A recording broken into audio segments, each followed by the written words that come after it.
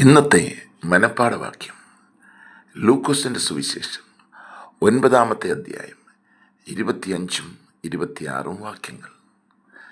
ഒരു മനുഷ്യൻ സർവ്വലോകവും നേടിയിട്ട് തന്നെത്താൻ നഷ്ടമാക്കി കളയുകയോ ഛേദം വരുത്തുകയോ ചെയ്താൽ അവന് എന്ത് പ്രയോജനം?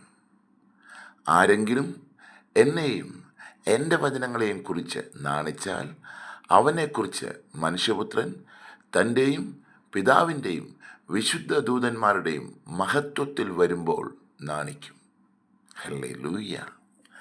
പ്രിയമുള്ളവരെ, നമ്മുടെ കർത്താവ് തൻ്റെ വായ്മൊഴിയായി പറഞ്ഞ വചനമാണ്. നാം ഈ ലോകത്തിൽ എന്തെല്ലാം നേടിയാലും എന്തെല്ലാം ചെയ്താലും നമ്മുടെ സ്വന്തം ആത്മാവിനെ നഷ്ടമാക്കി കളഞ്ഞാൽ പിന്നെ ഒരു പ്രയോജനവുമില്ല. ആകയാൽ നാം നമുക്ക് വേണ്ടി കരുതണം. മാത്രമല്ല, നാം കർത്താവിനെക്കുറിച്ചോ അവൻ്റെ വചനങ്ങളെക്കുറിച്ചോ ലോകത്തോട് വിളിച്ചു പറയാൻ നാണിക്കുന്നു എങ്കിൽ എൻ്റെ കർത്താവ് തൻ്റെ പിതാവിൻ്റെ വിശുദ്ധ ദൂതന്മാരുടെ മഹത്വത്തിൽ വരുമ്പോൾ അങ്ങനെയുള്ളവനെക്കുറിച്ചും നാണിക്കുമെന്ന്.